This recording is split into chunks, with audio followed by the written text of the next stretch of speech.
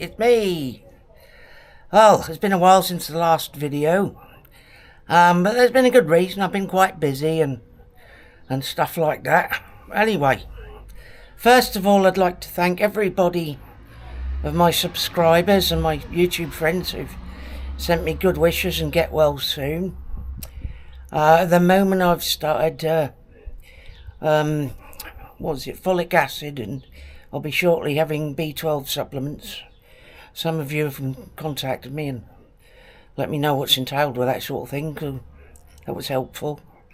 Yeah, so I haven't been too brill lately, but I am getting better every day. I'm getting more energy and feeling better every day. So that's good. I'm a bit tired today, but then I've been busy all week, and there's been a reason I've been busy all week. Because, great reveal, I've been to the bike shop, and I now have a brand new Honda Forza 350 super scooter. I am negotiating at the moment on the project bike that's now finished, so hopefully that will be gone before long, because I really do need some room in here, because as you can see it's all a bit crowded. Ain't got room to what you call it, swing a cat. Not that I'd ever do that with a cat, because that's just hazardous. But anyway, as you can see, I've got the new Forza. I haven't been out for a ride yet because basically I've got to tax it. So, you know, it is what it is.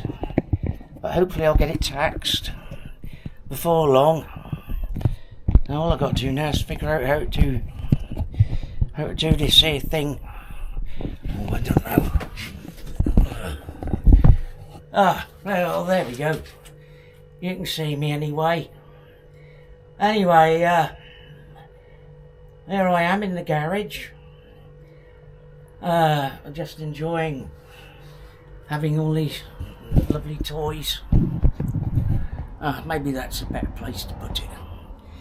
Anyway, what have I been up to? Well, apart from negotiating with the motorbike fairies to bring the new bike, I'll tell you why I got the Forza. Well, you see what it was. Before I started this channel, way back when we were still living in Galston, I had the what I call the Mark 1 Forza, the 300cc job, and it was my workhorse.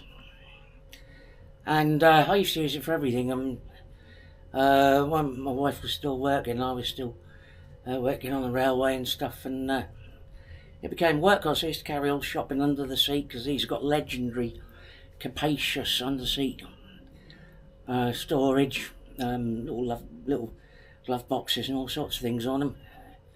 And this one here is my 26th Honda, but the previous one was my 25th Honda, over 48 years of riding. Anyway, what happened was when I started getting into the Himalaya, I got the Himalayan, and I had the Bullet, and then I had the J platforms. There was still something missing, and I couldn't figure out what it was. And then this winter I figured out what it was. When I'm feeling a little under the weather and when I'm tired, I can find getting the motorcycle out and prepping and stuff to be a bit of a faff. Whereas when I used to get the old Forza out, it was just sort of like hop on and off you go. And the other thing I found is that I can ride one of my Enfields. I'll do 100 mile, 150 mile, and I'll be sort of a bit knackered. I can do the same distance on Honda, with the CVD transmission and everything, and I find that I'm not as tired. So basically the idea is I'll keep riding the Enfields, in the summer, and pootling around villages and that, and then for the you know, any other time when I'm not feeling quite up to the manual bike, or I'm just sort of, you know, workhorsey type things I want to do, then I will use the Honda. I'm still having trouble with these little screens on the, I still haven't figured out how to turn the stop the screen turning off on the camera, which I use to check my framing.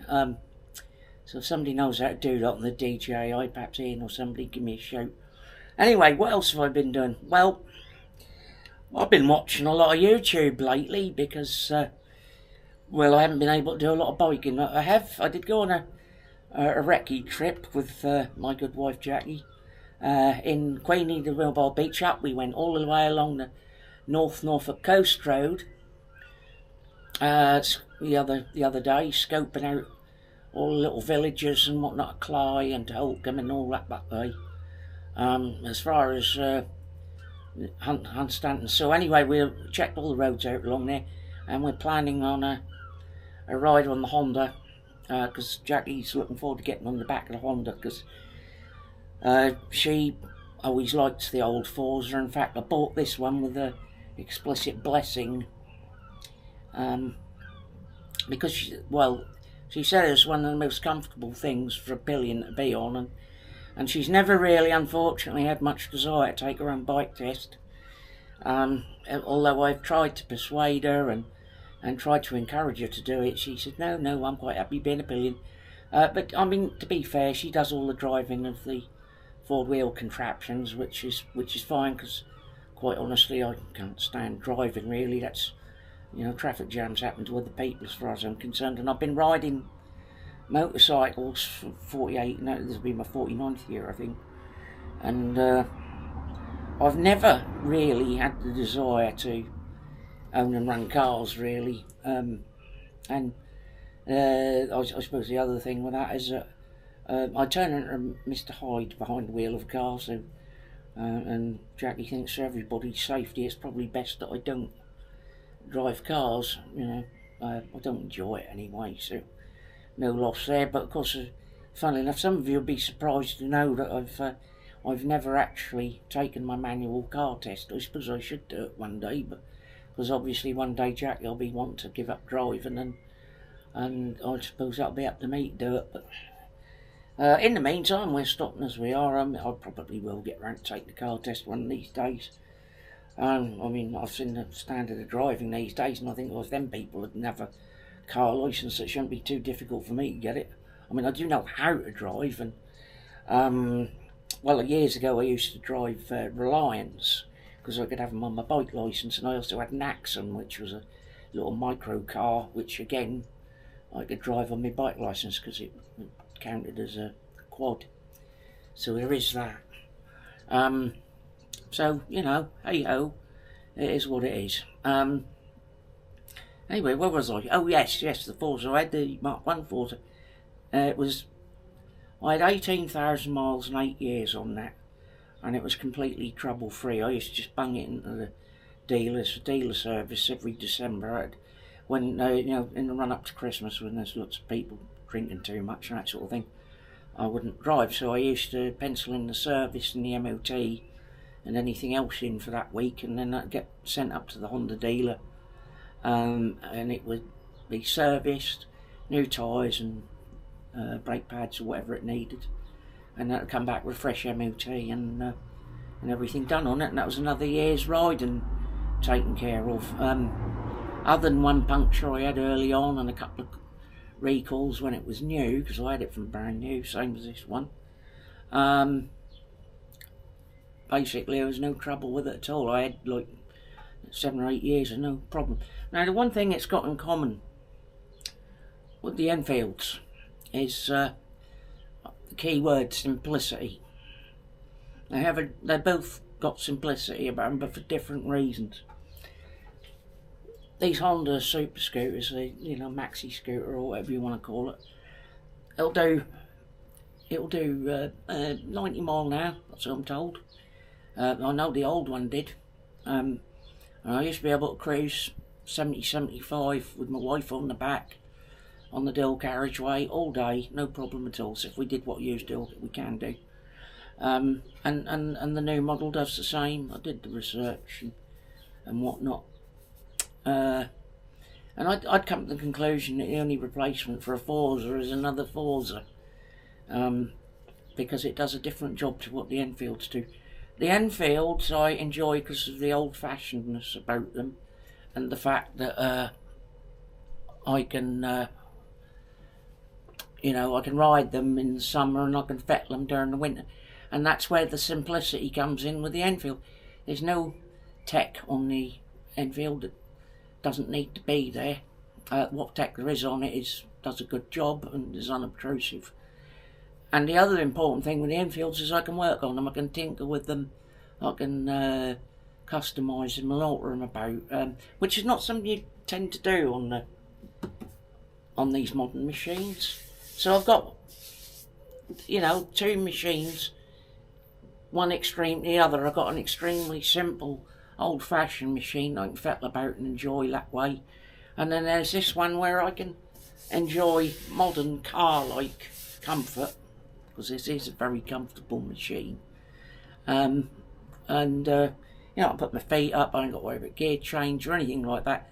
The CVT transmission on these things is brilliant.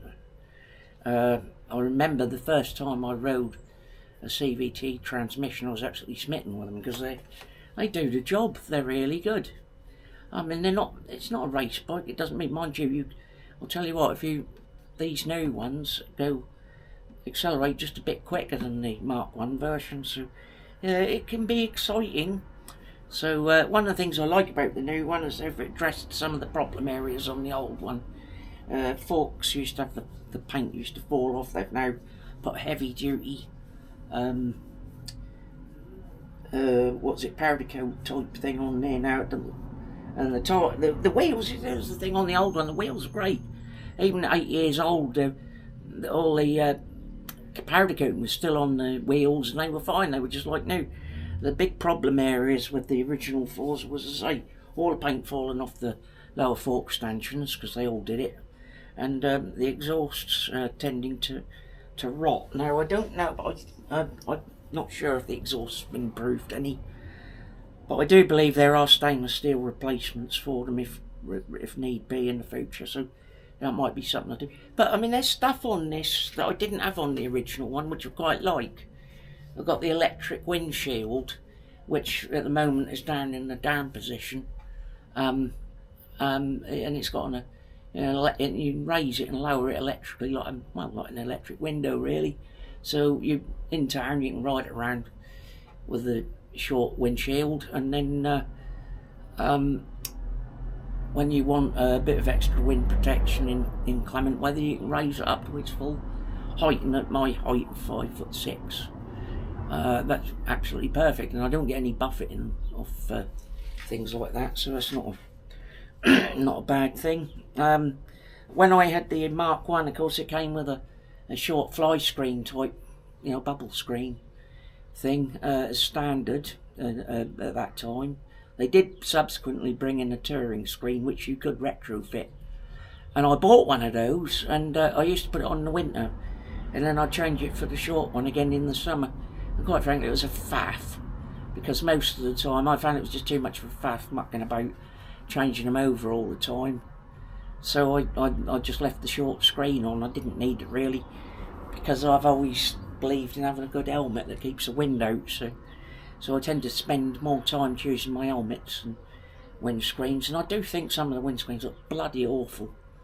And also on a lot of machines I find windscreens cause more noise and buffeting than they save, and I can't see the point sometimes. I've got a windshield on the Meteor, and that causes buffeting and noise, and quite frankly I'd rather ride it without, so there is that. Now at the moment Meteor is in hibernation, because Hurricane is due to have the cam done. I've done all the other bits on it, so that will get the same tune as the Classic 350. The Classic 350 was my project bike, and it's done now, and I've enjoyed riding it a bit. Of course, you know, I had some camera problems that I had to sort out, which is why I got the new DJI Osmo Action 4.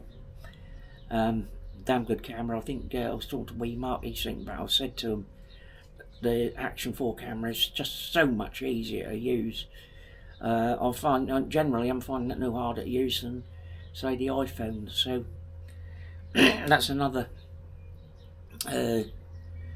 reason to look to those cameras. And of course all the bits that I bought for GoPro, you know, mounts and handles and other gubbins, all work with it, so because they got the same mount, so that's good. The other thing that the Action 4's got that the GoPro doesn't have is it actually has a quick release mechanism as well, where you've got a magnet and safety buttons, so you can actually detach the camera from the mount quite quickly, which saves a lot of faffing around as well. Now, the other thing I just bought recently, I had a chest rig, which is a plate that you mount the camera on, when I had the first one. And last year I used to use the chest mount. Now, I did experiment with a helmet mount, and quite frankly I find it obtrusive. So I thought, well, Cotton Dawn, I can't remember who told me, but they've got what's called a necklace mount. And it's basically like the chest mount, but it's a necklace that goes around your collar of your bike jacket, and that holds the camera just so you're almost at POV, point of view.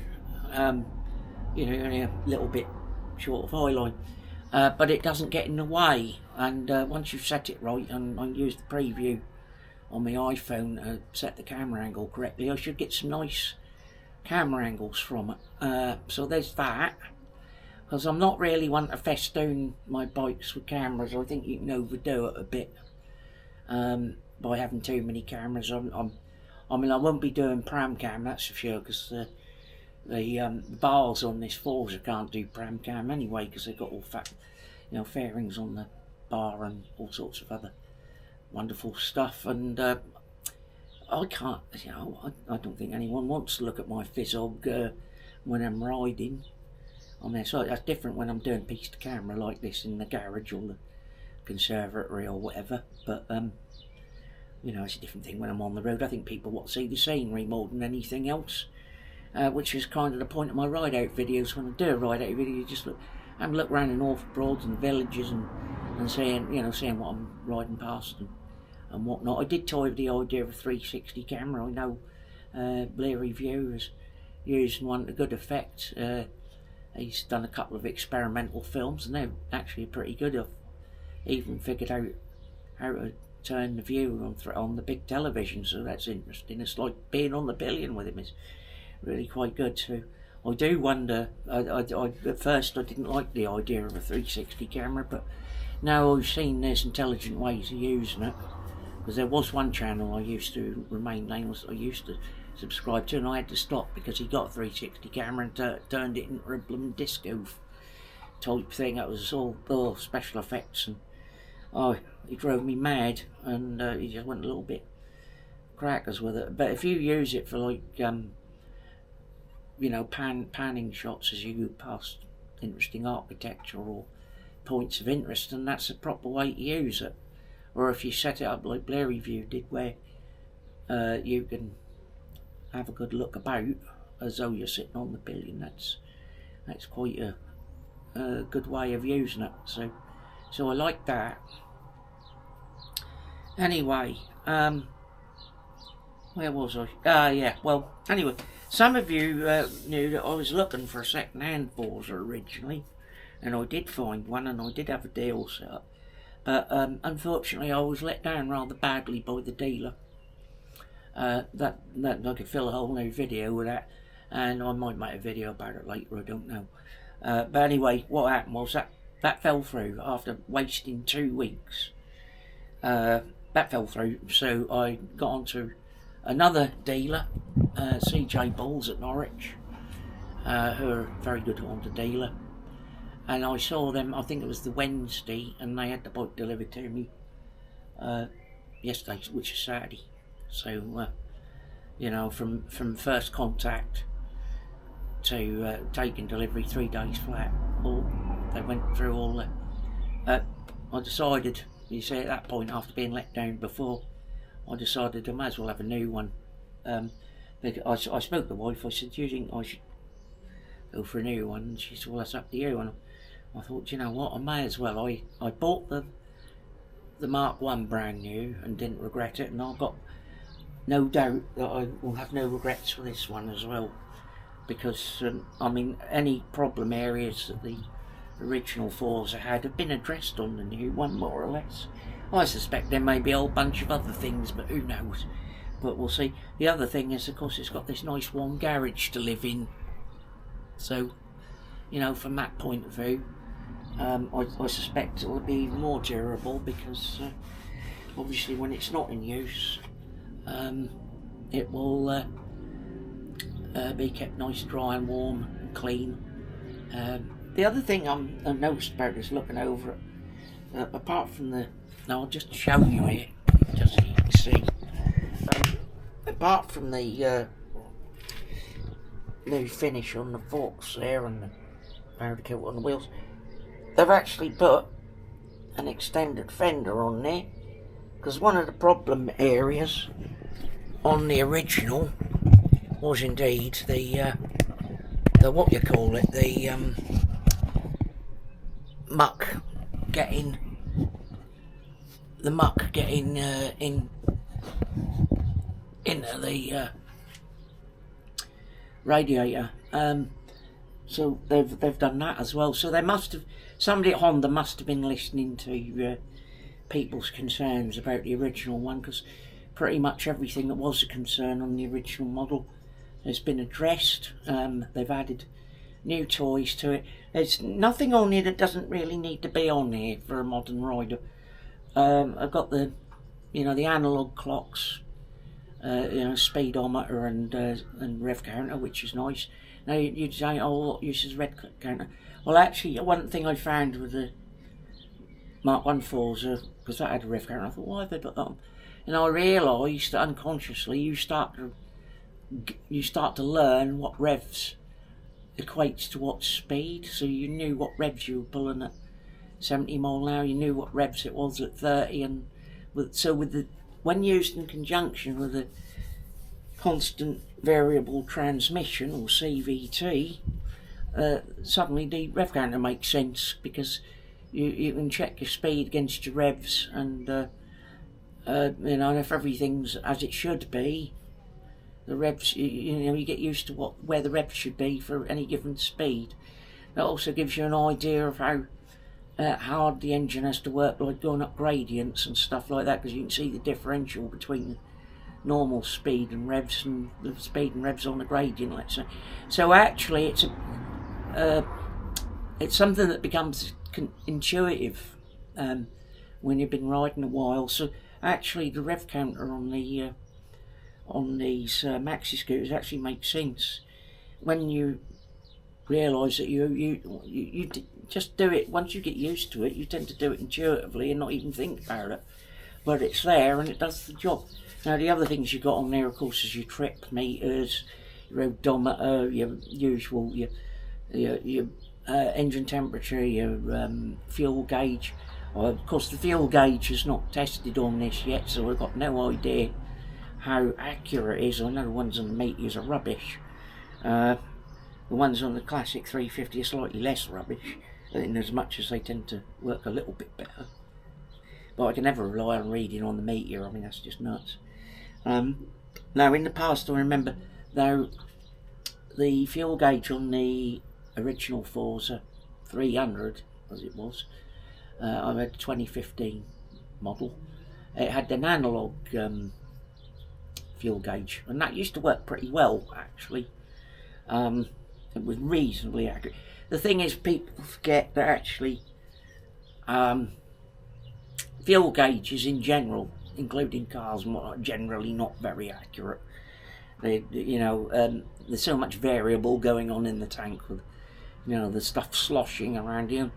The only time you get a generally accurate reading is if there's baffles in the fuel tank to stop the fuel sloshing around quite so much. But even then, that's, yeah, you'll get a better reading. But you know, so I mean, the only real way to know is to do what I do, which is to go straight to the petrol station when you go out and you know you're going on a long ride. Go straight to the petrol station, fill the bugger up, and then you ain't got no worries then, because you know you got like 200 odd mile of fuel. You know, so it's that's the best way to do it, of course. But of course, that's the old-fashioned way of doing it.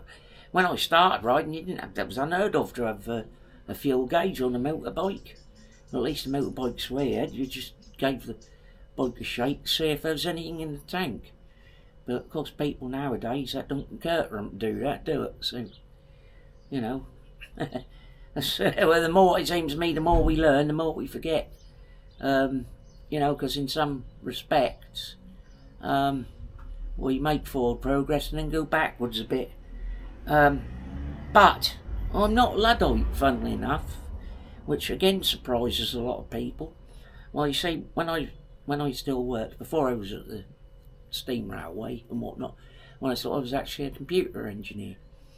I started off in sort of the usual mechanical. I started off as a diesel mechanic way back when I first left school, and somewhere along the line I ended up retraining in the 90s as a computer engineer. Funnily enough, my son lives over in Pennsylvania. He's actually in IT now, does cloud computing with the big company over there. So the apple don't fall far from the tree, I don't reckon.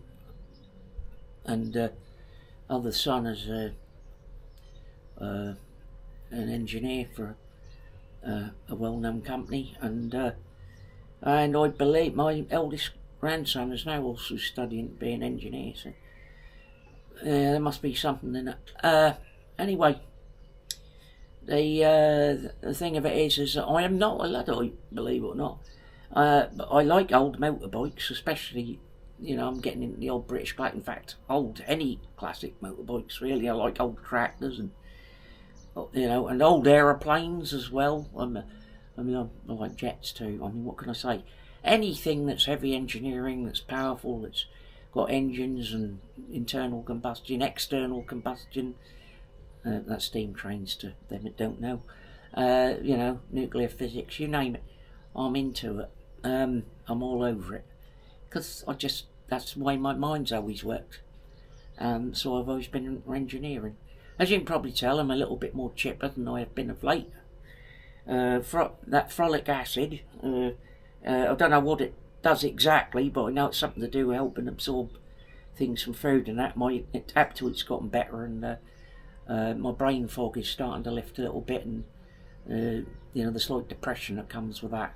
Because that's what that was down to. It was all down to these nutrients being missing and whatnot, but I'm getting better.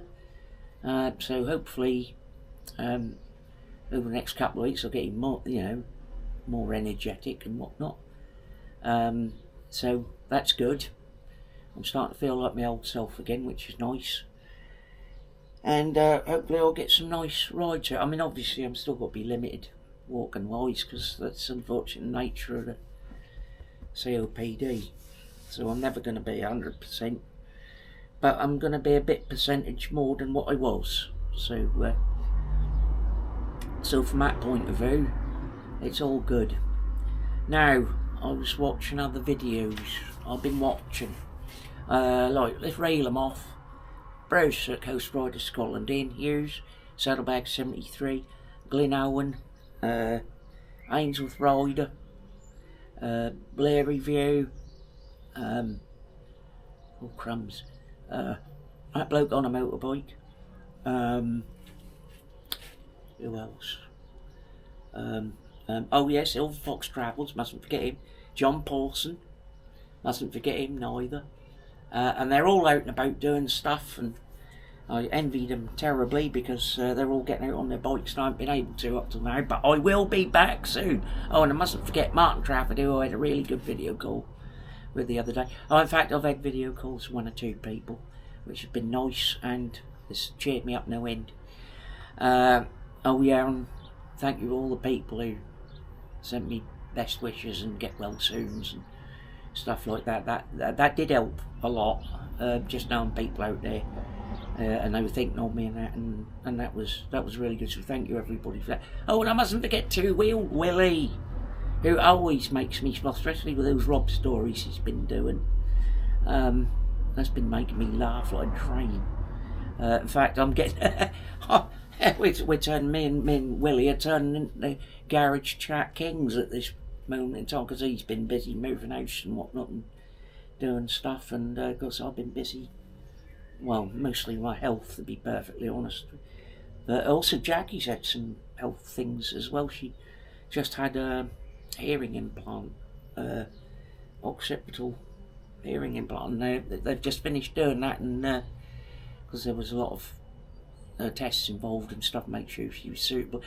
My wife now has stereoscopic hearing again for the first time in decades, and now I've got to be careful what I say because she can hear me, so I can't grumble about her driving anymore because she blooming hear me. She said, "You grumble?" I said, "Yes." And she said, "Do you do that a lot?" I said, "Well, yeah, I've been doing it the last 20 years. I said, "But you've never heard me before." She said, "Well, I can hear you now." So I've had to warn the rest of the family. They've got to be careful what they say because you can hear them. But there you go. Anyway, what else has been going on? Well, I've been having my usual conversations on the back channels of various people, and that's been enjoyable. I've been doing my YouTubing, of course, which I said, and I've been, I'm still on the old Facebook and Facebook Messenger and all that stuff. Yeah, I've been keeping busy, so I kept the old brain going, which is always a good thing, especially when you're working through the winter. Isn't that good that we got the sun out again? None of this bloody rain. It's been blooming rain. Yeah, it stopped at last. Hooray! Now hopefully I can get out on the bike and actually enjoy it too. But as I say, we have been getting out in the motor when I haven't been able to drive. Jackie's took us out in the van. We get up to Sheringham on our usual trips for shopping and whatnot. And as I say, we did the coast road the other day. We just got up one day. The weather was nice. I said, "Well, we'll go." I said, "Should we go to Wroxham?" She said, "Oh, well, yeah, we might." Anyway, we got getting towards Wroxham. She said, "Should we go?"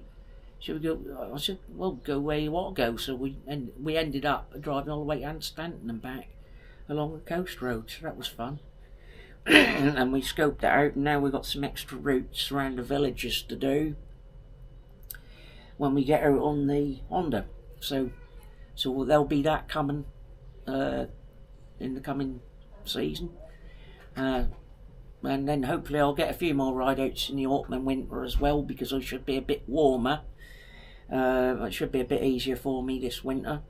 I'm going to get myself one of them there heated vest things to put under my gear.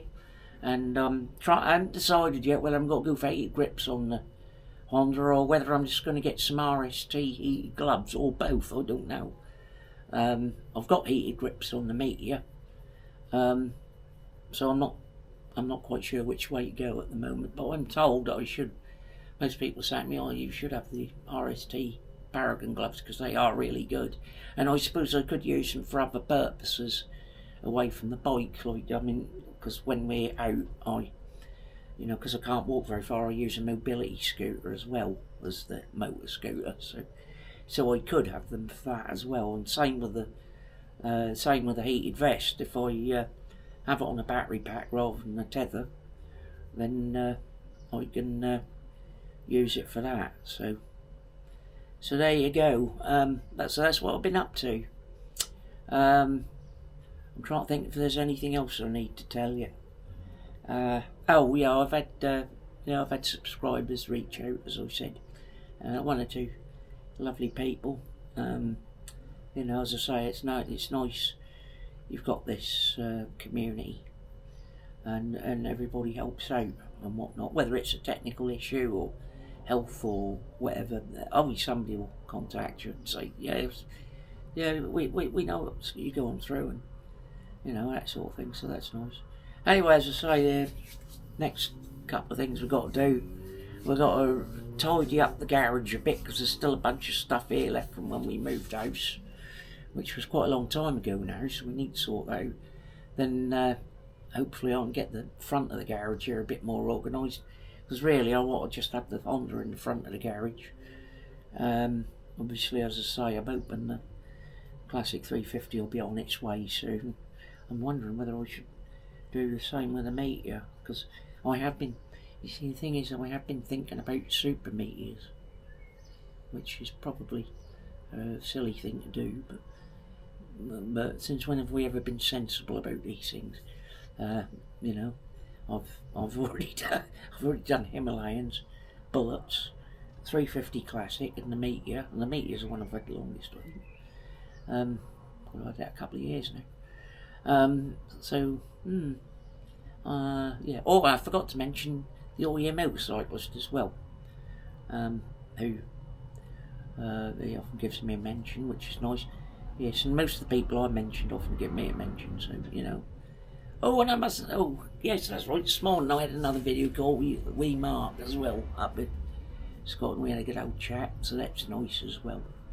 Because sometimes it's easier to have a video chat and texting, because when you're texting, you tap, well, I can't see half the time, so that's why I prefer a video call. The other thing is with video calls is that they're a marvellous invention, really, because you can see the person and you don't lose any of the nuances of the conversation with the with the visual cues, rather than, you know, the non-verbal cue, or whatever you call them. But I tend to yap on too much anyway, but there you go.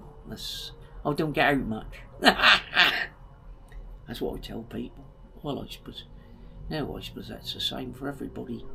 You get sort of busy with what you're doing and whatnot, and you sometimes, might rattle on a bit. I do like people, I do like talking and chatting with people and passing the time of day. I never do anything in a hurry these days. When I am out and about, I do slow down and stop and have a chat with people. But I suppose that's also the way it is in this part of the world. When you get to a certain age, you slow down a bit and you stop to smell the roses and talk to people, and, you know, generally enjoy life, which is what it's for, really.